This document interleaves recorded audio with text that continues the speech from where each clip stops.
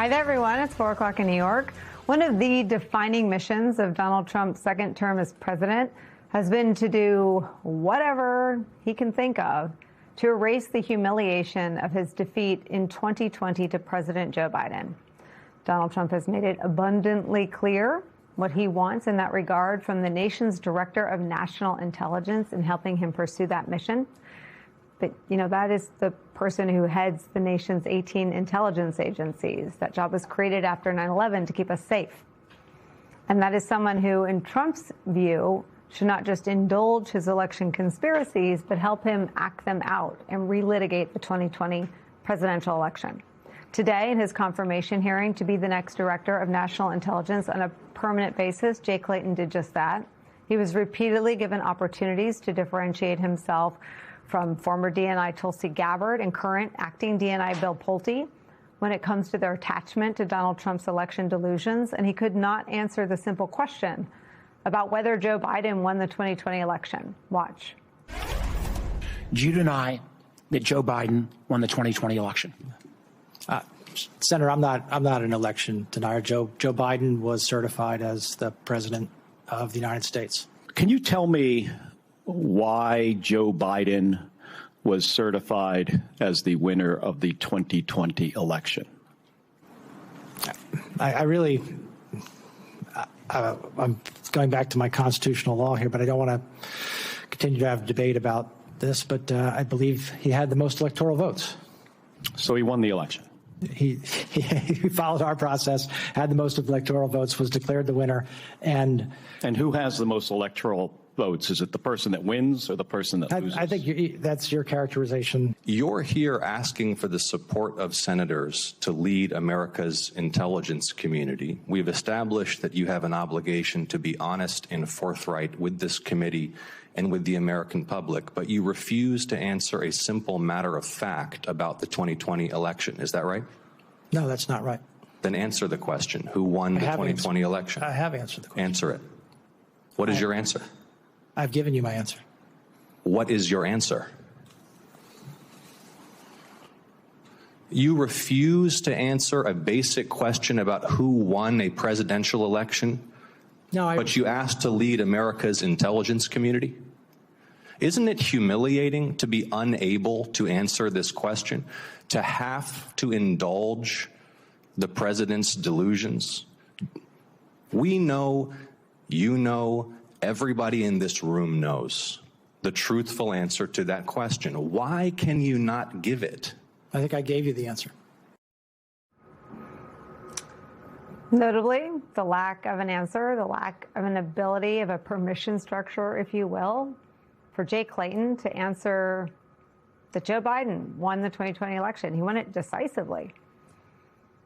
The reluctance or unwillingness to do that on the part of the person who presumably has enough support to be our country's next spy chief, absent any GOP revolt. It comes just a day ahead of when Donald Trump is set to give a primetime speech that's going to focus on voting machine security and alleged efforts by foreign nations to influence U.S. elections. Mind you, this speech is going to be a big reveal about stuff that happened while Donald Trump was president. The only election of the three in which he ran that he's going to allege there was interference was the one of the three that he was in charge of, not the one in 2016 when President Barack Obama was in charge of protecting our elections, not the one in 2024 when that job fell to Joe Biden, just the one where he was in charge. Make that make sense. He's also reportedly going to release declassified intelligence documents on these subjects. Donald Trump's pick to be the nation's next director of national intelligence, engaging in Donald Trump's election lies and delusions during his confirmation hearing. That's not the bottom. I don't know what is, but it's where we start today with the former director of the CIA, now our senior national security and intelligence analyst, John Brennan. Also joining us, former assistant special agent in charge at the FBI and national security and intelligence analyst, Michael Feinberg. And joining me at the table, our justice and intelligence reporter, Ken Dilanian. I can't get over the fact that this person's going to represent the United States of America's intelligence assets around the world and won't say out loud who won the 2020 election. How does that work? He won't say it, and he knew this question was coming. I've talked to folks who discussed this with him, that he would be asked this. And this is like North Korea style groupthink. I mean, we've never seen this in American politics. They just without the group, because Bill Barr called it bullshit. Chris Krebs said it was, quote, the most secure American election in history, quote, we did it right. I mean, all of Trump's all the last Jay Claytons said that there was no interference. But things have changed now. If you work for Donald Trump today in this administration, you have one answer, and that's Joe Biden was certified as president. You're not allowed to say he won. He couldn't use the W word. You can't even say why he was certified. Exactly. And, John Ossoff asked, wasn't it humiliating? And of course it was humiliating. You could see it in Jay Clayton's face. Jay Clayton was thought to be one of the normies, right? Like, he ran the SEC in the first Trump administration, and he emerged with a decent reputation. And people were relieved. People want him instead of Bill Pulte as the DNI, or they thought they did. I'll tell you, Mark Warner, who had a good relationship with Jay Clayton before this, the ranking Democrat on that committee, went into that hearing inclined to vote for Jay Clayton. And my understanding is he's not going to vote for him now. He said during the hearing he was incredibly disappointed with that performance. Director Brennan, what does happen if America sends its top spy chief to deal with America's allies, whichever ones remain, and that person can't say out loud who won the 2020 election? Well, as John Ossoff said, his answers lacked total credibility. And I think that's what our partners are going to be looking at. It's going to lack credibility in terms of being able to speak, as they say, proverbial truth to power, and to make sure that there's going to be objectivity and independence in terms of our intelligence. The whole hearing today was mind-boggling. As Ken pointed out, both sides of the aisle, they're salivating for, having Jay Clayton go in there and replace somebody as corrupt and as incompetent as Bill Pulte. And they wanted him to say the right things. And he could have easily said, yes, Joe Biden won the election. And yes, what Tulsi Gabbard did in Georgia in terms of showing up, with the FBI agents there was inconsistent with the authorities of the Director of National Intelligence. Was Donald Trump going to, pull back his nomination? This is his opportunity to be able to demonstrate to both sides of the aisle and internationally as well that he is a man of integrity. And he did have a great reputation beforehand. I know Mark Warner and Jim Himes, the head of the Democratic member of the House Intel Committee, they all spoke very highly of Jay Clayton. But here he was just in one hearing. And, for a prosecutor and a lawyer, I don't think he handled any of those questions very deftly. It was clear that he was quite flustered, and he was putting his answers through what was the equivalent of a Trump food processor, trying to think, okay, what can I say that's not going to get me involved in a perjury charge, but at the same time, what's not going to, get Donald Trump mad? Well, if he would have said those things very easily, I think it would have been overwhelming, the support in the committee as well as in the Senate. Let's get this guy confirmed, and let's get this Bill Pulte out of the Director of National Intelligence before he does even more damage. And I'm sure Jay Clayton today, is just shaking his head in terms of what happened today. And I hope he does feel humiliated, because he should. Well, I think, Michael Feinberg, you add that it's in the record that Donald Trump said this, quote, "I can't believe I lost to this effing guy." That's the sworn testimony of Sarah Matthews before the January 6th Select Committee. So you could have quoted Donald Trump. Yeah, there's lots of things that Jay Clayton could have done during this hearing that he chose not to. And I'll confess, I'm less mystified by his answers, because this is sort of what we expect from Trump nominees at this point, than I am by his general demeanor. His whole tenor and tone during this hearing was not very savvy.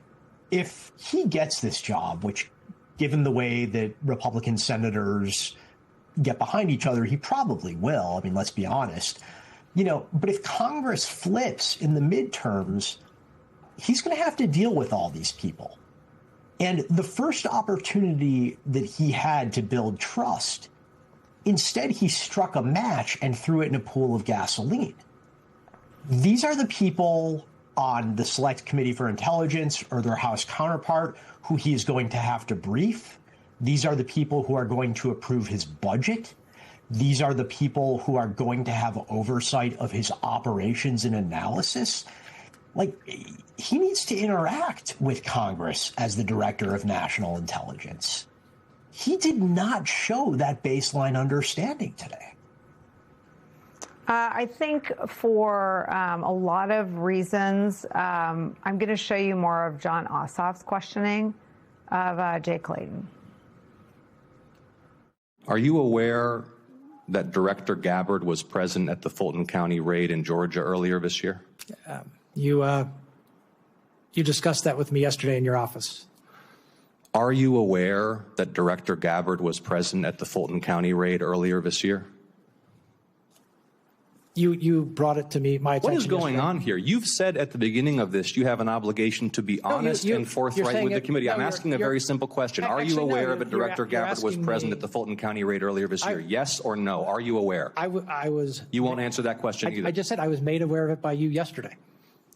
The first time you learned that Director Gabbard was present at that raid was in my office yesterday? It was the first time that, in my recollection, I've thought about it recently.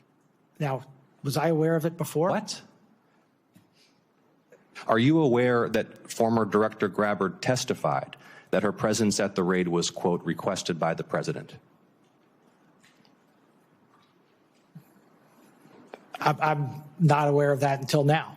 If the White House Chief of Staff or the president asks you to travel somewhere across the United States and oversee the execution of a domestic search warrant on a sensitive election facility, will you do it? Is that appropriate? Is that appropriate for the Director of National Intelligence? That's a hypothetical. An extraordinary display of, it looked to me like lying. I think even Fox News, in a very complimentary way, went back and covered the FBI raid of the Fulton County Election Office. So I don't know what rock he was under, and maybe I can rent the rock. But I just don't believe that he didn't know until Ossoff told him. I mean, it suggests if he didn't, he's not paying attention to the news because it was huge news. Like anywhere. I mean, it was everywhere. And given that I think Trump tweeted it and Tulsi tweeted it. So he's also not following Trump on social media, which I don't believe for a guy that ambitious. And this is one of the central questions if you're about to take this job is what are you willing to do and what are you not willing to do when it comes to domestic elections? Because clearly Donald Trump wants a DNI that's going to be heavily involved in this issue of was there foreign interference? Was the 2020 election stolen? There's an FBI investigation ongoing right now of that. And if you're thinking about, do I want this job? What am I going to do in this job? This is one of the central issues. So how did he not know that?